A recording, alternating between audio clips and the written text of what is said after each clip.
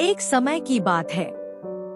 भारत की पावन धरती पर दो महान संतों की वाणी लोगों के जीवन में प्रकाश फैला रही थी। एक ओर थे संत कबीर, जो प्रेम, सत्य और ईश्वर की एकता का संदेश देते थे। दूसरी ओर थे श्री गुरु नानक देव जी, जो नाम जपने, मेहनत करने और बांटकर खाने का उपदेश दे रहे थे। कहा जाता है कि एक बार भक्त कबीर जी के मन में इच्छा हुई कि वे उस दिव्य महापुरुष से मिले, जिनकी चर्चा दूर दूर तक हो रही थी। उधर श्री गुरु नानक देव जी भी संतों और भक्तों से मिलते हुए लोगों को सच्चे मार्ग का ज्ञान दे रहे थे। एक शांत स्थान पर दोनों महान आत्माओं का मिलन हुआ। जैसे ही दोनों आमने सामने आए, उन्होंने एक दूसरे को प्रेम पूर्वक प्रणाम किया। वहां उपस्थित लोग आश्चर्य से यह दृश्य देख रहे थे।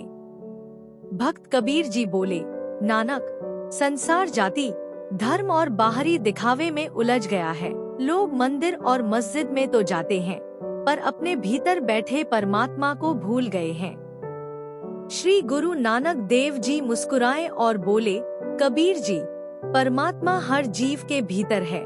जो प्रेम, दया और सत्य के मार्ग पर चलता है, वही उसे पा सकता है। कबीर जी ने कहा, मैंने भी यही कहा है कि पत्थरों में परमात्मा नहीं, बल्कि हर जीव में उसका प्रकाश है। गुरु नानक देव जी बोले, जब मन निर्मल हो जाता है, तब पूरा संसार ही प्रभु का मंदिर बन जाता है। दोनों संतों की बातें सुनकर वहां बैठे लोगों के मन बदलने लगे। एक व्यक्ति आगे आया और बोला, महाराज, भगवान तक पहुंचने का सबसे सरल मार्ग कौन सा है? भक्त कबीर जी ने उत्तर दिया, अहंकार छोड़ दो, प्रेम अपना लो। फिर गुरु नानक देव जी बोले, नाम जपो, किरत करो और वर्ण छको, यही सच्चा जीवन है। भीड़ में बैठे एक धनी व्यापारी ने पूछा, क्या केवल धन से सेवा हो सकती है? गुरु नानक देव जी बोले, धन से नहीं, भाव से सेवा होती है। यदि मन में दया नहीं, तो लाखों का दान भी अधूरा है।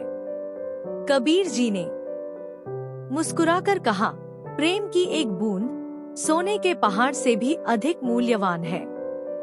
धीरे धीरे सूर्य अस्त होने लगा। दोनों संत प्रभु के नाम का स्मरण करने लगे। वहां बैठे सभी लोग भी उनके साथ ईश्वर का नाम जपने लगे। उस दिन लोगों ने समझ लिया कि सच्चा धर्म किसी विशेष वेशभूषा, जाति या कर्मकांड में नहीं, बल्कि प्रेम, सत्य, दया और विनम्रता में है। कहा जाता है कि विदा होते समय दोनों संतों ने एक दूसरे को प्रणाम किया और मानवता के कल्याण का संदेश देते हुए अपने अपने मार्ग पर आगे बढ़ गए। उनकी वाणी आज भी हमें यही सिखाती है, ईश्वर एक है, सभी मनुष्य समान हैं, प्रेम सबसे बड़ा धर्म है।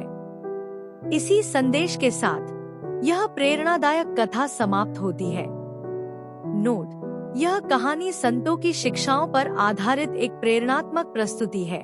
ऐतिहासिक रूप से भगत कबीर और गुरु नानक के प्रत्यक्ष मिलन का विश्वसनीय ऐतिहासिक प्रमाण उपलब्ध नहीं है,